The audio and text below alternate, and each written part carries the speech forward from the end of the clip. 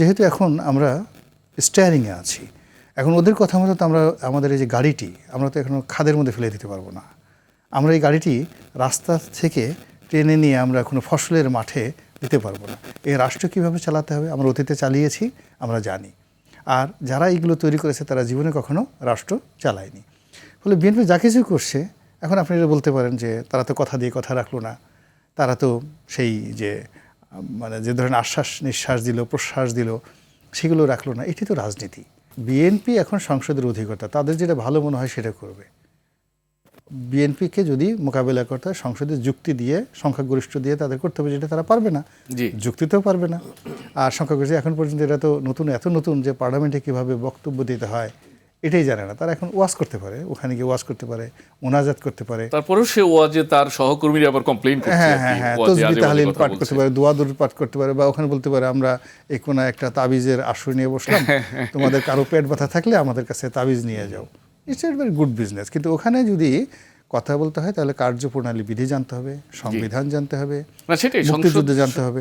ওখান থেকে যদি ট্রেজারি বেঞ্চ থেকে যদি কেউ বলে তুই রাজাকার, সঙ্গে সঙ্গে তো অনেকের মন খারাপ হয়ে যাবে, মেজাজ গরম হয়ে যাবে। কেউ যদি বলে রাজাকারের নাতিপুতি, আজকে পার্থক্য অধিবেশন কক্ষে না হলেও অলরেডি সংসদে ঢোকার সময় এক এমপিকে একজন জঙ্গি সংসদ সদস্য বলেছে, বিচার দিয়েছে সে অধিবেশনে। ওই তো আজকে পার্থক্য যেভাবে ভুয়া ভুয়া বলছে, ট্রেজারি বেঞ্চের যারা লোকজন এখনো সম্পর্ক নষ্ট করতে চায় না, তারা যদি বলতো ইয়া রাজাকার, ওয়া রাজাকার, ইয়া আলবদরি, ওয়া আলবদরি, তাহলে দেখতেন যে ওখানে ভুয়া ভুয়া সব বন্ধ হয়ে গেছে। যদি বলতো এই রাজাকারের বাচ্চা, মানে যারা বলছে এই আলবদরের বাচ্চা, এগুলো পার্লামেন্টে হয়। পার্লামেন্টে আমি জাপানের পার্লামেন্টে গিয়ে দেখেছি যে ওখানে দেখলাম যে শিকল আছে। আমি বললাম যে শিকল কেন এরকম হুকের মতো লাগানো?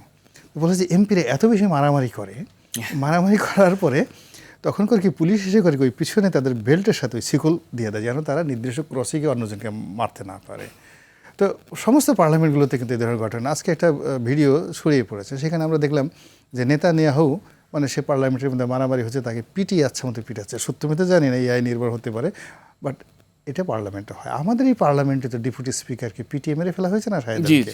তো যার জন্য এই পার্লামেন্টে অনেক কিছু হয়।